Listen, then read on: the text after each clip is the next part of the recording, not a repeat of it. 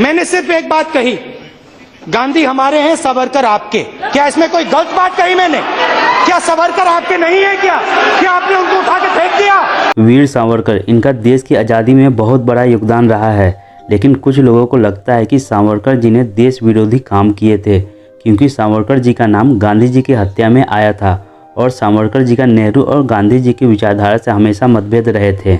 आज मैं वीर सावरकर जी की जीवनी कहानी के माध्यम से बताने वाला हूँ कि कैसे इनका बचपन बीता, कैसे ये इंग्लैंड गए, कैसे इन्हें काला पानी की सज़ा हुई, जेल से निकलने के बाद देश को आज़ाद कराने में क्या क्या काम किए और किस तरह से सावरकर जी का नाम गांधी जी की हत्या में आता है। तो दोस्तों, मेरा नाम है डीके और मैं इस चैनल पर historical, mystery, crime, thriller, horror और माइथोलॉजिकल कहानियाँ सुनाने वाला हूँ। तो अब इसे शुरू करते हैं। सावरकर जी का जन्म महाराष्ट्र के नासिक जिले के भगौड़ नामक गांव में एक ब्राह्मण परिवार में 28 मई 1883 को हुआ था, जिनका नाम विनायक दामोदर सावरकर रखा गया। इनके पिता का नाम दामोदर पंत सावरकर और माता राधाबाई थी। विनायक ऐसे परिवार में पले बढ़े जहां पर उन्हें बहुत अच्छे संस्कार दिए गए। उनके माता पिता को वेदों, उपनिषद और पुराणों के प्रति बहुत ही ज़्यादा लगाव था। वह हर रोज उनका अध्ययन करते थे। विनायक जब अपने माता पिता को प्रतिदिन ऐसा करते देखते थे तो उनके ऊपर भी इसका काफ़ी प्रभाव पड़ता था। बचपन से ही विनायक जी के पिता उन्हें भारत के वीर महापुरुषों के बारे में कहानी सुनाते थे। विनायक उन्हें सुनकर बहुत खुश होते थे। इस वजह से बचपन से ही उनके दिल में यह विचार आने लगा कि बड़े होने पर वो भी अपनी राष्ट्र को अंग्रेजों से हिफाजत करेंगे। विनायक जी के 3 भाई बहन थे और उनके बड़े भाई का नाम गणेश, छोटे भाई का नाम नारायण और उनकी बहन का नाम मैना था। जब विनायक 10 वर्ष के थे तो उनकी माता राधाबाई का देहांत हो गया। इससे विनायक जी के परिवार को बड़ी कठिन घड़ी का सामना करना पड़ा, लेकिन विनायक जी के पिता ने ही उनकी माँ की जिम्मेदारियां संभाल ली। घर के बाकी सदस्यों ने घर के दूसरे कार्य संभालने शुरू कर दिए। विनायक जी ने अपनी कुल देवी दुर्गा को ही अपनी मां का दर्जा दिया और उनकी साधना करने लगे और वह अपनी कुल देवी से स्वतंत्र हिंदू राष्ट्र स्थापित करने का वर मांगते थे। इस लक्ष्य की तैयारी उन्होंने अपने विद्यालय से ही शुरू कर दी थी, जहां पर उन्होंने अपने दोस्तों के साथ एक समूह बना लिया था और उनका यह एक समूह एक तरह से अंग्रेजों से लड़ने वाली सेना की तरह थी। सावरकर जी ने अपने समूहों के साथ मिलकर धनुष बाण और तलवार चलाना सीखा। सावरकर जी ने 5वीं तक की पढ़ाई अपने गाँव में ही की। इसके बाद आगे की पढ़ाई करने के लिए वे नासिक चले गए, जहां पर उन्होंने अंग्रेजी सीखी। नासिक में भी उन्होंने अपने एक समूह बना लिया था। वह बचपन से ही कविताएं लिखा करते थे। यह कविताएं देश के प्रति हुआ करता था। धीरे धीरे उनकी कविताएं मराठी समाचार पत्रों में भी छपने लग गई और उनकी कविताएं इतनी प्रचलित हो गई कि अंग्रेजों के बीच भी इसकी चर्चा होने लगी। अंग्रेज इससे खुश नहीं थे और उनकी कविताओं को अंग्रेज द्वारा जब्त कर लिया जाता है। 1897 में पुणे में प्लेग की भयंकर महामारी फैल गई और हर बार की तरह इस बार भी अंग्रेजों ने भारतीयों के प्रति बहुत लापरवाही बरती और उन्हें मरने के लिए छोड़ दिया। अंग्रेजों का भारतीयों के प्रति ऐसा खराब व्यवहार देखकर चापेकर बंधु, जिन्हें भारत की आजादी की लड़ाई के प्रथम क्रांतिकारी के नाम से भी जाना जाता है, इन्होंने उस समय के प्लेग कमिश्नर रैंड और उसके सहायक लेफ्टिनेंट आइस्टर को दोषी मानकर गोली मारकर हत्या कर दी थी। इसके बाद चापेकर बंधु को फांसी की सजा सुना दी गई। अंग्रेजों की इस हरकत से विनायक जी को अंदर से झकझोर कर रख दिया और उन्होंने ठान लिया कि वह अपनी मातृभूमि को अंग्रेजों के शासन से मुक्त कराने के लिए किसी भी हद तक जाएंगे। इसके बाद उन्होंने एक मित्र मेला संस्था की रचना की, जिसमें गणेश उत्सव और शिवाजी महोत्सव जैसे कार्यक्रम का आयोजन करना शुरू कर दिया। इन कार्यक्रमों की मदद से वे देश के युवाओं को देश प्रेम के लिए प्रेरित करने लगे। 1901 में इन्होंने अपनी मैट्रिक की पढ़ाई पूरी कर ली और इसके बाद पुणे के फर्ग्यूसन कॉलेज में दाखिला ले लिया। यहाँ भी अपने दोस्तों को देश के लिए इकट्ठा करना शुरू कर दिया। सावरकर की रचनाओं से लोकमान्य तिलक जी बहुत प्रभावित हुए और लोकमान्य तिलक जी सावरकर को गाइड करना शुरू कर देते हैं। जब 1906 में सावरकर जी ने पुणे में विदेशी कपड़ों की होली जलाई तो इस कार्यक्रम की अध्यक्षता लोकमान्य तिलक जी ने की थी। इस कार्यक्रम पर सावरकर ने बहुत अच्छा भाषण दिया। इनके भाषण की चर्चाएं समाचार पत्रों में भी छपे, जिसके डर से अंग्रेजों ने सावरकर जी को फर्ग्यूसन कॉलेज से निकाल दिया, लेकिन इन्होंने मुंबई कॉलेज से BA पास कर लिया। सावरकर जी ने अभिनव भारत नाम की एक प्रसिद्ध संस्था की स्थापना की थी। इसमें वे वीर शिवाजी का उदाहरण देकर क्रांतिकारियों को प्रेरित करते थे। उन दिनों इंग्लैंड में पंडित श्यामजी कृष्ण वर्मा जैसे क्रांतिकारी युवा का बहुत नाम था और वे विदेश से ही प्रतिभाशाली छात्रों को पढ़ाई के लिए स्कॉलरशिप देते थे। लोकमान्य तिलक जी ने श्यामजी कृष्ण वर्मा से सावरकर जी के लिए बात करके उन्हें शिवाजी छात्रवृत्ति देने को कहा और जून 1906 को सावरकर जी लंदन के लिए रवाना हो गए। पंडित श्यामजी कृष्ण वर्मा आर्य समाज की विचारधारा रखते थे और वे लंदन में इंडिया हाउस को चलाते थे। इसी इंडिया हाउस में आकर सावरकर जी रहने लगे। 1906 में सावरकर जी ने फ्री इंडिया सोसाइटी की स्थापना की, जिसमें लाला हरदयाल दयाल, मदनलाल ढींगरा, महेश चरण सिंह और भाई परमानंद आदि जैसे क्रांतिकारी युवा भी मिल गए। सावरकर जी क्रांतिकारी को अंग्रेजी शासन का अंत करने के लिए शस्त्र उठाकर अंग्रेजों पर वार करने के लिए कहते थे। सावरकर जी ने 1857 का प्रथम स्वतंत्रता समर नामक ग्रंथ की रचना की थी। इस पुस्तक के माध्यम से सावरकर जी ने बताया था कि कैसे अंग्रेजों ने 1857 की लड़ाई को लूट और बगावत का नाम देकर भारतीयों को बदनाम किया था। इस किताब को पहले मराठी में लिखा गया था। अंग्रेजों ने उस समय बहुत कोशिश की कि इस ग्रंथ को जब्त कर ले, लेकिन बहुत सावधानी से इसकी हस्तलिपि को भारत को भेज दिया गया। लेकिन भारत में उस समय अंग्रेजों के गुप्तचर हर जगह तैनात थे, इसलिए ग्रंथ को वहां भी प्रकाशित नहीं किया जा सका और फिर से इस हस्तलिपि को सावरकर जी के पास वापस भेज दिया गया। उन्होंने फिर इसे मराठी से अंग्रेजी में अनुवाद किया और इसे हॉलैंड से प्रकाशित कराया। दोस्तों, सावरकर जी ने इस पुस्तक की कॉपी को कई देशों में भेज दिया था। यह किताब खूब प्रसिद्ध हुआ और इसी किताब की वजह से नेताजी सुभाष चंद्र बोस सावरकर जी से बहुत प्रभावित हुए और उनसे मिलकर सुभाष चंद्र बोस ने सावरकर को विदेश में जाकर क्रांतिकारी आंदोलन करने के लिए प्रेरित किया। इसके वजह से सावरकर अंग्रेजों के नजर में खटकने लग गए थे। सावरकर जी की योग्यता देखकर श्यामजी कृष्ण वर्मा ने इंडिया हाउस का सारा जिम्मा सावरकर जी को दे दिया था। इसके बाद उन्होंने कई देशों के साथ संबंध बनाने शुरू कर दिए। उन्हीं दिनों जर्मनी में अंतर्राष्ट्रीय सोशलिस्ट कांग्रेस का आयोजन किया गया। इस आयोजन में मैडम बीकाजी कामा ने सावरकर जी द्वारा निर्माण किया गया 8 कमल और वंदे मातरम मंत्र लिखा भारत का स्वतंत्र झंडा फहरा दिया था, जो एक तरह से अंग्रेजों को चुनौती देने के समान था। दोस्तों, सावरकर जी देश में सशस्त्र क्रांति लाना चाहते थे, ऐसी लड़ाई जिसमें भारतीय हथियारों और शस्त्रों का इस्तेमाल करे। सावरकर को लगता था कि अंग्रेजों के सामने गिड़गिड़ाने से कोई हल निकलने वाला नहीं है, अंग्रेजों को उन्हीं के भाषा में समझाया जा सकता है। इसी कारण सशस्त्र क्रांति को सर्वश्रेष्ठ उपाय मानते थे। इसके लिए उन्होंने अपने दोस्त साथियों को रूस से बम बनाने का प्रशिक्षण दिलाया और फिर उन साथियों को उन्होंने भारत भेज दिया ताकि उनकी योजना वहां सफल हो सके। इसके साथ साथ ब्रिटिश गुप्तचरों से बचते बचते विदेश से भारत के लिए पिस्तौल व रिवॉल्वर भी भेजते थे। सावरकर जी की तरफ फ्री इंडिया सोसाइटी के एक और महान क्रांतिकारी मदनलाल ढींगरा भी सशस्त्र क्रांति लाना चाहते थे। वो भी भारत के दूसरे क्रांतिकारियों की तरह विदेशी सत्ता को खत्म कर देना चाहते थे। मदनलाल ढींगरा ने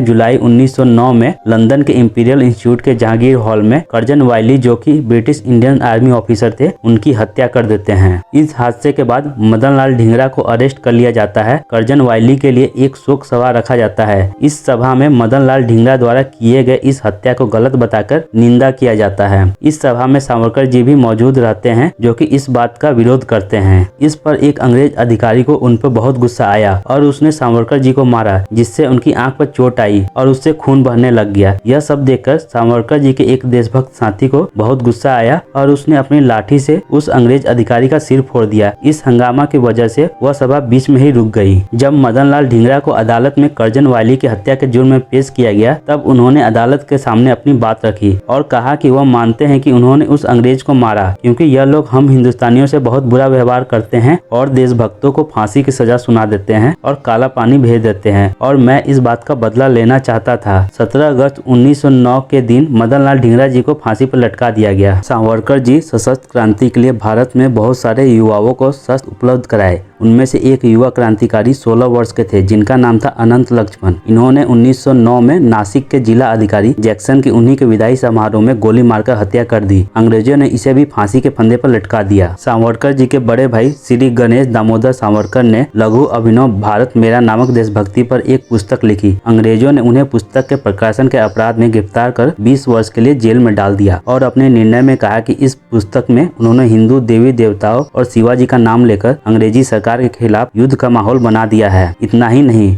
ब्रिटिश सरकार ने सावरकर जी के छोटे भाई नारायण जी को भी क्रांतिकारी गतिविधियों में भाग लेने के लिए जेल में डाल दिया। इस तरह एक एक करके ब्रिटिश सरकार ने सावरकर जी के भाइयों को गिरफ्तार किया। इसके बाद उन्होंने सावरकर जी को परेशान करना शुरू कर दिया और ब्रिटिश पुलिस उनके पीछे पड़ गई। यह सब देख के उनके मित्रों ने उन्हें इंग्लैंड छोड़ने पर जोर दिया और वह पेरिस चले गए। दोस्तों, उस समय इंग्लैंड में जो हालात थे वे सावरकर जी को बहुत बड़े संकट में डाल सकते थे, लेकिन जब सावरकर जी पेरिस गए तो उन्हें एहसास हुआ कि उन्होंने अपने दोस्तों को इंग्लैंड में अकेला छोड़कर अच्छा नहीं किया। उस समय श्याम जी कृष्ण के समझाने के बावजूद भी पेरिस से वापस इंग्लैंड रवाना हो गए। 13 मार्च 1910 को जब सावरकर लंदन के विक्टोरिया स्टेशन पहुंचे तो उन्हें गिरफ्तार कर लिया गया। ब्रिटिश सरकार ने उन पर संगीन आरोप लगाए, जैसे अंग्रेजी शासन के विरुद्ध षड्यंत्र रचना, अवैध शस्त्रों को इकट्ठा करना, कर्जन वाइली और जैक्सन की हत्या की प्रेरणा देना और ब्रिटिश सम्राट के राज्य को चुनौती देना इत्यादि। बचपन से ही सावरकर छत्रपति शिवाजी महाराज को प्रेरणा मानते थे। जब औरंगजेब ने शिवाजी को बंदी बनाकर जेल में डाल दिया था, तब शिवाजी ने जेल से भागने की योजना बनाई, जिसमें वे सफल भी रहे। इसके बाद उन्होंने हिंदू राष्ट्र का निर्माण किया। इसी प्रकार सावरकर जी भी जेल से भागने का प्लान बनाए। उन्होंने अपने विश्वासी साथियों के साथ मिलकर तय किया कि वह अंग्रेजों के चंगुल से भाग निकलेंगे। 1 जुलाई 1910 को सावरकर जी को इंग्लैंड से मोरियन शिप द्वारा भारत की ओर भेजा गया। 8 जुलाई को जब शिप मार्शलिस बंदरगाह के करीब पहुंचा तो सावरकर जी बाथरूम के पोर्ट हॉल 6 से समुद्र में कूद गए और तैरते तैरते वह मार्शलिस बंदरगाह पहुंच गए। लेकिन उनके पीछे ब्रिटिश सुरक्षाकर्मी भी उन्हें पकड़ने के लिए लगे हुए थे। लेकिन सावरकर जी को फ्रांसीसी सुरक्षा कर्मियों द्वारा पकड़ लिया जाता है और फ्रांसीसी सुरक्षा कर्मियों ने उन्हें वापस ब्रिटेन को सौंप देते हैं। कुछ समय बाद सावरकर जी को भारत लाया गया और पुणे के यरवदा जेल में रखा गया। यहाँ पर उन पर मुकदमा चलाया गया। श्याम जी कृष्ण वर्मा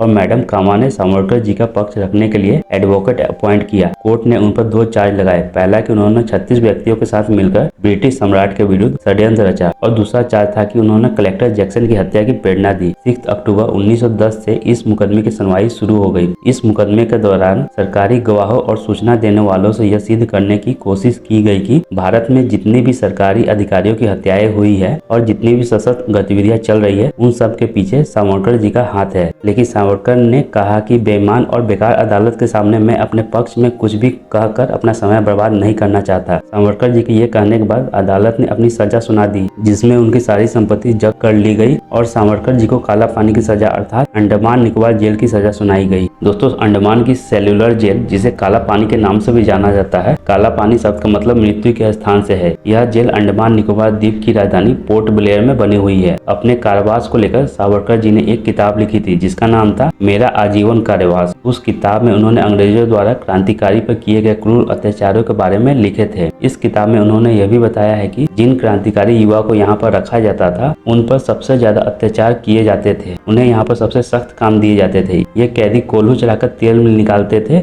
ऐसा न करने पर डंडों से मारा जाता था। इन्हें थोड़ी देर के लिए खोला जाता था ताकि वह रोटी खा ले, और इसी बीच अगर कोई कैदी अपने हाथ पैर धोने की कोशिश करता या फिर थोड़ी देर के लिए धूप में बैठना चाहता तो उसे मारा जाता और गालियां दी जाती थी। अगर किसी राजनीतिक कैदी का स्वास्थ्य खराब भी हो तो भी उनके साथ कोई रियायत नहीं बरती जाती थी। यहाँ तक कि हाथ धोने के लिए भी पानी नहीं दिया जाता था और पूरे दिन में सिर्फ 2 कटोरी पानी पीने का हुक्म था। नहाने के बारे में सोचना भी पाप था। कैदियों को बुखार होने पर ना तो उसे अस्पताल भेजा जाता था और ना ही कोई छुट्टी मिलती थी। इसके अलावा मलमूत्र सवेरे, दोपहर और शाम के अलावा नहीं कर सकते थे। कुछ लोगों ने इस जेल में आत्महत्या तक के प्रयास किए और कुछ ऐसे थे जो अपना मानसिक संतुलन खो चुके थे। दोस्तों, अंडमान की जेल में राजनीतिक कैदियों के साथ बहुत ही क्रूर व्यवहार किया जाता था। जब सावरकर जी अंडमान की जेल में थे तो उनके बड़े भाई गणेश दामोदर सावरकर और छोटे भाई भी वहीं थे, लेकिन यह बात उनके बड़े भाई को मालूम ही नहीं थी। इन भाइयों को आपस में मिलने नहीं दिया जाता था। 1909 में सावरकर जी के बड़े भाई अंडमान की जेल में आए थे और 1911 में वह खुद इस जेल में। 1921 में सावरकर और उनके बड़े भाई को जेल से रिहा कर दिया जाता है। सावरकर जी जब अंडमान से भारत आए तो यहाँ उन्हें महाराष्ट्र के रत्नागिरी में एक जगह पर स्थान बंद कर दिया गया था ताकि वह किसी भी प्रकार की गतिविधि में भाग ना ले पाए। लेकिन सावरकर जी एक काल्पनिक नाम से लेख और कविताएं प्रकाशित करना आरंभ कर दी। इन लिखे कविताओं को पढ़कर युवाओं को बहुत प्रेरणा मिलती थी। इसी दौरान उन्होंने कई सारे ग्रंथ भी लिखे थे। 1922 में उन्होंने एसेंशियल ऑफ हिंदुत्व को लिखा, जिसमें उन्होंने हिंदुत्व के सिद्धांत को तैयार किया। अब सावरकर जी राष्ट्रीय स्तर पर जनता के नायक बनकर उभर चुके थे। उस समय कांग्रेस भारत के स्वतंत्रता का पूर्ण रूप से समर्थन नहीं करती थी। कांग्रेस का मानना था कि अंग्रेज भारत को धीरे धीरे सारे अधिकार देते जाएंगे, लेकिन सावरकर जी कांग्रेस के इन विचारों से बिल्कुल भी सहमत नहीं थे। वे मानते थे कि अंग्रेजों ने लड़ाई करके उनकी मातृभूमि उनसे छीनी है और इसलिए उन्हें भी लड़ाई करके ही अपनी मातृभूमि को अंग्रेजों से लेनी होगी। उन्हीं दिनों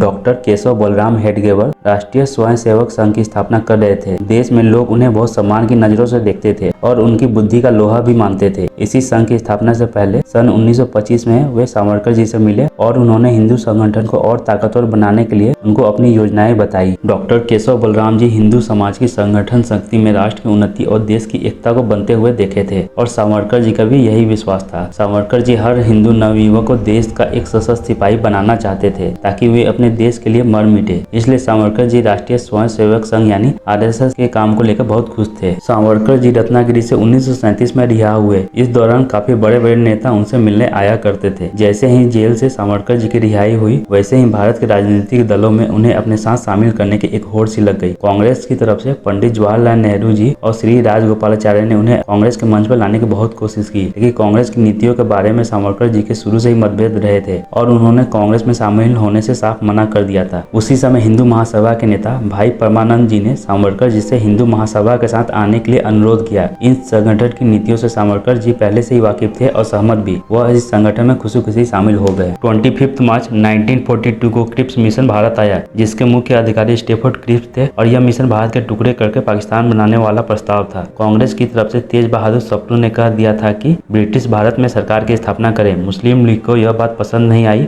और उन्होंने कहा कि अगर ब्रिटिश सरकार ने सप्रू साहब की इस बात को माना तो वह बगावत कर देंगे। हिंदू महासभा ने क्रिप्स मिशन को पूरी तरीके से अस्वीकार कर दिया था। 8 अगस्त 1942 को मुंबई में हुए कार्य समिति की बैठक और 6 जुलाई 1942 की अखिल भारतीय कांग्रेस समिति की वर्धा बैठक में लिए गए निर्णय के अनुसार भारत छोड़ो आंदोलन शुरू करने का फैसला लिया गया। इसी आंदोलन में गांधी जी ने करो या मरो का नारा दिया था। गांधी जी ने लोगों को भारत छोड़ो आंदोलन में बढ़ चढ़कर भाग लेने के लिए प्रेरित किया, लेकिन सावरकर ने गांधी जी के इस आंदोलन का समर्थन नहीं किया, क्योंकि सावरकर जी की यह योजना थी कि नेताजी सुभाष चंद्र बोस की सोल्जर द्वारा ब्रिटिशर्स पर आक्रमण किया जाए और उन्हें भारत छोड़ने के लिए मजबूर कर दिया जाए। यदि ब्रिटिश के खिलाफ धरने या प्रदर्शन कर दिए तो वह भारत में मुस्लिम लीग की तरफ हो जाएंगे। ऐसे आंदोलन को सावरकर जी इसलिए उचित नहीं मानते थे। अगर इस वक्त इस आंदोलन को चलाया गया तो ब्रिटिश तंग आकर भारत को विभाजन की ओर बढ़ने के लिए अकेला छोड़ देगी। 29 दिसंबर 1942 को हिंदू महासभा के कानपुर अधिवेशन में सावरकर जी ने भाषण देते हुए कहा, हम स्वराज चाहते हैं और इंग्लैंड हमें तब तक स्वराज देने के लिए तैयार नहीं है जब तक हिंदू और मुसलमान एक होकर संविधान की स्थापना और स्वराज की मांग नहीं करेंगे। सावरकर जी ने यह भी कहा कि हम स्वराज तो चाहते हैं, लेकिन स्वराज का अर्थ हिंदुस्तानी स्वराज होना चाहिए, जहाँ हिंदुओं, मुसलमान और सभी दूसरे नागरिकों की समान जिम्मेदारी हो, समान कर्तव्य और उन्हें समान अधिकार प्राप्त हो। सावरकर जी से मिली प्रेरणा के अनुसार सुभाष चंद्र बोस जी ने अपनी आजाद हिंद सेना के माध्यम से ब्रिटिश भारत की ओर बढ़ना शुरू किए थे। उनके आक्रमण से ब्रिटिश सत्ता के होश उड़ गए। अंग्रेजों को यह भी डर था कि अगर नेताजी किसी वजह से दिल्ली आ गए तो उन्हें भारत का राष्ट्रपति बनने से कोई नहीं रोक सकता। ऐसे में सारा देश उन्हीं के साथ होगा और कांग्रेस जैसी पार्टियों का तो नामो निशान नहीं रहेगा। इसके साथ ही मुस्लिम लीग की सारी योजनाएं भी असफल हो जाएगी। 1965 में जब ब्रिटेन में प्रधानमंत्री रहे लॉर्ड एटली से पूछा गया कि आपने भारत क्यों छोड़ा, तो उन्होंने जवाब दिया, हमने यह 1942 के भारत छोड़ो आंदोलन की वजह से भारत नहीं छोड़ा था, हमने तो भारत सुभाष चंद्र बोस की वजह से छोड़ा। नेताजी अपनी फौज के साथ इम्फाल तक पहुंच गए थे। उसके बाद नौसेना और वायुसेना में विद्रोह हो गया था। लॉर्ड एटली ने आगे कहा, हमारे सैनिकों को उस समय यह अनुमान होने लग गया था कि अब सुभाष चंद्र बोस भारत का नायक बनकर वह जल्द ही उनके बीच उपस्थित होने वाले हैं। 3 जून 1947 को राष्ट्रीय असेंबली में भारत का विभाजन कर दिया जाता है। इस पर कांग्रेस ने भी अपना सहयोग दे दिया था। सावरकर जी ने लोगों की भावनाओं को समझा और उन्होंने कांग्रेस को समझाया और उनसे कहा, हिंदू मुस्लिम समस्या के समाधान के रूप में देश के टुकड़े करने वाले को मैं चेतावनी देता हूं कि देश के बंटवारे से यह समस्या सुधरने के बजाय और बिगड़ सकती है। पाकिस्तान की स्थापना होने के बाद यह समस्या और भी गंभीर रूप धारण कर सकती है। देश के ज्यादातर लोग विभाजन नहीं चाहते थे। कांग्रेस ने वोट मांगे और वादा किया कि वह भारत का विभाजन नहीं होने देंगे। वह चुनाव जीत भी गए, लेकिन उन्होंने अपना वादा नहीं निभाया। सावरकर जी के अपील पर हिंदू महासभा द्वारा इस प्रस्ताव के विरोध में 3 जुलाई 1947 को पूरे देश में काला दिवस मनाने का फैसला लिया गया और आंदोलन किए गए। देश के लोगों ने इस आंदोलन को सफल बनाने के लिए बढ़ चढ़कर हिस्सा लिया, लेकिन लोगों की आवाज की तरफ डेमोक्रेटिक सरकार ने कोई ध्यान नहीं दिया और अगर शायद दिया होता तो भारत का विभाजन टल जाता। लॉर्ड माउंटबेटन ने 15 अगस्त 1947 को भारत को आजाद करने का फैसला किया। इसकी वजह यह थी कि 15 अगस्त 1945 को जापान की सेना ने ब्रिटेन के सामने सरेंडर कर दिया था और लॉर्ड माउंटबेटन इस तारीख को महत्वपूर्ण मानते थे, इसलिए देश 15 अगस्त 1947 को आजाद होता है। सावरकर जी का नेहरू और गांधी जी से हमेशा मौलिक मतभेद रहे। गांधी जी और नेहरू जी के विचारधारा को सावरकर जी देश के लिए पसंद नहीं करते थे। देश के विभाजन को स्वीकार करके गांधी जी और नेहरू जी ने इन मतभेदों को और बढ़ा दिया था। उस समय गांधी जी ने पाकिस्तान की मांग पर भारत सरकार को उसे 55 करोड़ रुपए देने का दबाव बना दिया और जब भारत सरकार ने पैसा देना स्वीकार नहीं किया तो उन्होंने इस मांग को लेकर अनशन आरंभ कर दिया। गांधी जी के अनशन करने पर भारत सरकार को झुकना पड़ा और लोगों को यह बात बहुत बुरी लगी थी। 30 जनवरी 1948 को दिल्ली के प्रार्थना सभा में नाथूराम गोडसे ने गांधी जी की हत्या कर दी थी। नाथूराम गांधी जी की नीतियों को देश की भलाई के लिए बिल्कुल भी ठीक नहीं मानते थे। कोर्ट ने गोडसे का संबंध हिंदू महासभा से से माना था और इसलिए लोगों ने गांधी जी की हत्या में सावरकर जी का हाथ माना। गांधी जी की हत्या 30 जनवरी की शाम को की गई थी। उस समय सावरकर जी मुंबई में अपने घर सावरकर सदन में ही थे और उनका इकलौता पुत्र उनके साथ ही था और सावरकर जी ने अपने पुत्र को वहां से सुरक्षित निकल जाने को कहा, लेकिन वे अपने पिताजी को अकेला स्थिति में छोड़कर नहीं जाना चाहते थे क्योंकि वहां आक्रोशित लोगों की भीड़ इकट्ठा होनी शुरू हो गई थी और वे लोग सावरकर सदन पर हमला करने लगे थे। इसी दौरान हिंदू महासभा के लोगों को जब यह पता चला कि कुछ असामाजिक लोग सावरकर जी के घर पर हमला कर रहे हैं तो वह बड़ी संख्या में सावरकर जी के घर पहुंच गए और वहां पहुंचकर गुंडों को मारकर भगा दिए। इस भीड़ ने सावरकर जी के छोटे भाई डॉक्टर नारायण राव जी के मकान पर हमला कर उन्हें पत्थरों से अधमरा कर दिया था और बाद में उनका निधन हो गया। पुलिस ने सावरकर जी को सुरक्षा देनी चाहिए, लेकिन उन्होंने पुलिस की सुरक्षा लेने से मना कर दिया था और कहा कि वह अपनी सुरक्षा खुद कर सकते हैं। इसके बाद सरकार भी सावरकर जी को परेशान करने लगी थी। 5 फरवरी 1948 की सुबह पुलिस अधिकारियों ने सावरकर जी को गिरफ्तार कर लिया। उन्हें मुंबई के आर्थर रोड जेल में डाल दिया गया। कुछ समय बाद उन्हें दिल्ली के लाल किले में लाकर अन्य अभियुक्त के साथ रखा गया, जैसे नाथूराम गोडसे, आपटे, मदन लाल पाहवा। उस समय हिंदू महासभा के राष्ट्रीय अध्यक्ष श्री LB भोपटकर थे। उन्होंने सावरकर जी के बचाव के लिए अन्य हिंदू महासभा के नेताओं के साथ मिलकर विचार विमर्श किया और उनके बचाव के लिए लाला गणपत राय, जमुना दास मेहता जैसे बड़े वकीलों को खड़ा किया। गांधी की हत्या के मुकदमा के दौरान पुलिस ने कोर्ट में सावरकर जी के खिलाफ झूठी गवाही भी दिलवाई। उस समय कम्युनिस्ट विचारधारा के लोग और सावरकर जी से व्यक्तिगत जलन रखने वाले बहुत से क्रांतिकारी की यही इच्छा थी कि किसी तरह सावरकर जी को कठोर से कठोर सजा मिले। पुलिस ने गोडसे और आपटे को भी अपना अपना बयान देने के लिए कोर्ट बुलाया और उन्होंने साफ साफ कह दिया कि गांधी जी की हत्या में सावरकर जी का कोई हाथ नहीं है। उन्होंने यह भी साफ साफ बताया कि गांधी जी जिस तरह से हिंदू विरोध की राजनीति को देश में चला रहे थे और गांधी जी के द्वारा 55 करोड़ रुपए पाकिस्तान को दिलवाने के लिए अनशन करना उन्हें बर्दाश्त नहीं हुआ। नवंबर 1948 को सावरकर जी ने अपने बयान में कहा कि उन पर गांधी जी की हत्या का झूठा केस लगाया गया है। उन्होंने यह भी कहा कि गांधी जी की नीतियाँ पहले भी उन्हें पसंद नहीं थी और आज भी नहीं है, पर इसका मतलब यह नहीं कि वह उनके हत्यारे बन जाए। इन सारे बयानों के आधार पर कोर्ट ने सावरकर जी को बरी कर दिया था। नाथूराम गोडसे, आपटे को फांसी और अन्य को आजीवन कारावास की सजा सुनाई गई। सावरकर जी को जेल से रिहा कर सुरक्षित मुंबई भिजवा दिया गया। सावरकर जी ने अपने पूरे जीवन संघर्ष किया। वो अब वृद्ध अवस्था की तरफ बढ़ रहे थे। जीवन के प्रति मोह खत्म हो चुका था। अब सावरकर जी ने दवा लेने से भी इनकार कर दिया था। उनकी अंतिम घड़ी करीब आ रही थी। 26 फरवरी 1966 के दिन सावरकर जी की हालत काफी खराब हो गई थी। डॉक्टर की सारी कोशिश बेकार जा रहे थे और लगभग सुबह के 11 बजे उन्होंने अपने प्राण त्याग दिए। सावरकर जी ने अपना शरीर त्यागने से पहले यह कहकर गए थे कि मेरे निधन पर हड़ताल करके यह काम बंद करके राष्ट्र को नुकसान न पहुंचाया जाए। सावरकर जी का अपने देश के प्रति बहुत प्रेम था और वह नहीं चाहते थे कि बेकार में उनकी मृत्यु के बहाने देश के कार्यों में कोई रुकावट आए। सावरकर जी ने अपनी वसीयत में कहा था कि मेरे श्राद्ध का धन बचाकर हिंदू धार्मिक संस्थाओं को दान में दे दिया जाए। दोस्तों, सावरकर जी की ये कहानी अगर आपको पसंद आई हो तो इसे लाइक, शेयर और चैनल को सब्सक्राइब जरूर कर दें।